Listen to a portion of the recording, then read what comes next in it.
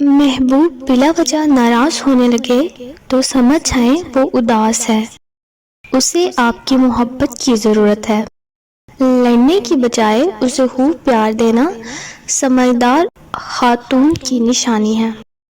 لوگوں کو پرکھنا چھوڑ دیں، آپ نہیں جانتے کوئی اپنے اندر کیسی جنگ لڑ رہا ہے۔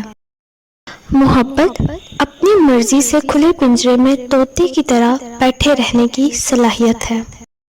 اگر کوئی عورت خود تمہاری طرف رجوع کرتی ہے تو پھر تم پر فرض ہے کہ اس کی خاطر مر جاؤ، کیونکہ کوئی عورت تب تک کسی مرد میں دلچسپی نہیں لیتی جب تک وہ مرد اس کی نظروں میں دنیا کے تمام مردوں سے عظیم نہ ہو۔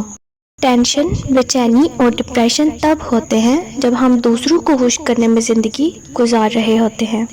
اس دنیا میں سکون سے جینے کی ایک ہی تدبیر ہے کہ ہر انسان کے پاس ایک وسیع و عریض قبرستان ہو جہاں وہ لوگوں کی غلطیاں اور خامیاں دفنایا کرے۔ مرد کو جب پتہ چل جاتا ہے کہ یہ عورت اس کے بغیر جی نہیں سکتی تو وہ اسے جینے نہیں دیتا۔